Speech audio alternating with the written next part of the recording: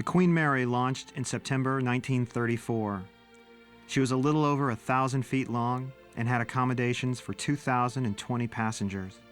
Her faithful crew of 1,200 sailed around the world for over 1,000 voyages until she retired in December of 1967. Soon after, a whole new career began for her when the city of Long Beach, California, turned her into a world-class hotel and floating tourist attraction. But in 1972, her world took a turn when she became a movie star, serving as the double for the SS Poseidon in the Irwin Allen production and blockbuster hit, The Poseidon Adventure. Here is her story. Paul Gallico, author of The Poseidon Adventure, was a renowned novelist and sports writer. Back in 1937, Gallico crossed the Atlantic to the United States on the majestic R.M.S. Queen Mary. 2 days out from Southampton, the superliner encountered extremely heavy seas that caused her to roll. Gallico was lunching with a few passengers in the first-class dining room, which is amidship and 3 decks high. A trio of large waves suddenly hit the ship. The force was such and so sudden that the old girl was knocked on her side and stayed there only a few seconds, but seemed like years to the frightened passengers.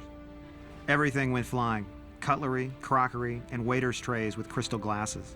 Passengers fell from their chairs in one cascading crash, followed by timeless seconds of dead silence. At last, and as designed, the ship righted herself and resumed her normal course in the rough Atlantic. But what if the Queen Mary had rolled completely over and stayed upside down that day?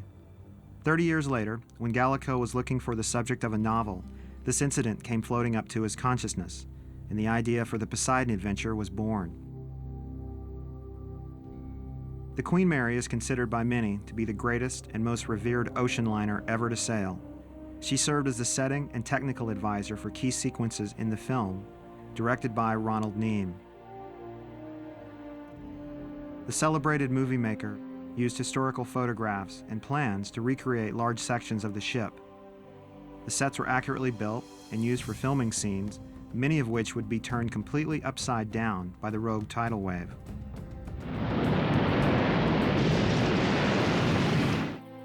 Production designer William Creeber researched down to the last detail the exquisite dining room aboard the Queen Mary and built an amazing set.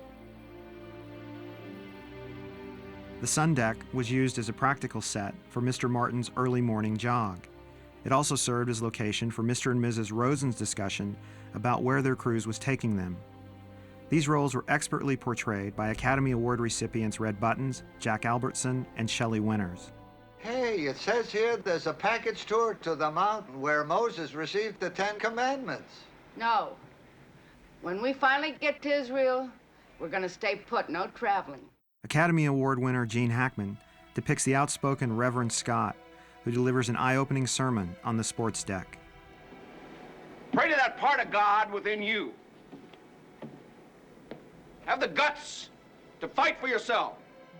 Inside, we find another Academy Award recipient, Ernest Borgnine with Stella Stevens, playing the bickering couple of Lieutenant Mike and Linda Rogo. Their stateroom was built as a set and based on the Queen Mary's luxurious rooms. Come here, you lousy cop. And who can forget Eric Shea, playing the part of Robin Shelby, as he clung to the rails on deck, climbing up the stairs during the pelting rainstorm at the opening of the film. Then there was the exhilarating scene on the bridge, where the captain, played by Leslie Nielsen, is hit by the tidal wave on the SS Poseidon. The sequence required so much water and special effects that it had to be completely rebuilt on the Fox lot, but it is nearly a carbon copy of the real bridge on the Queen Mary.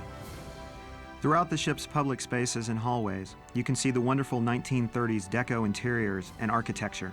Her paneling is lined with exotic woods and fitted with wonderful works of art, making the Queen Mary a truly historic vessel.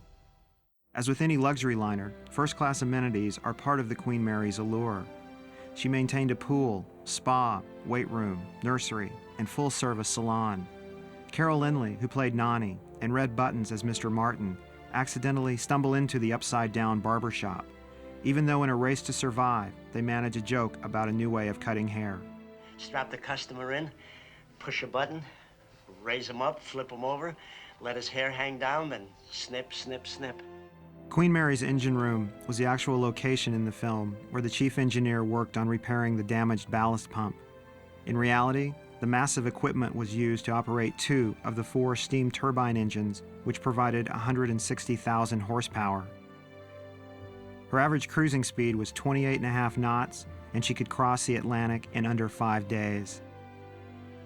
The intricate labyrinth of catwalks, pipes, and instruments were also used to recreate Reverend Scott's climactic final scene.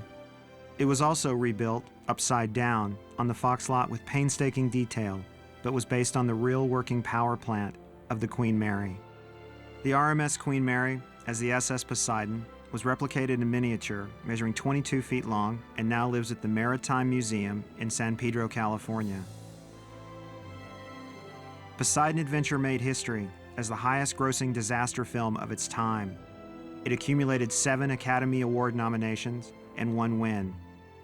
But it will never be forgotten that its spectacular look and soul came from the R.M.S. Queen Mary.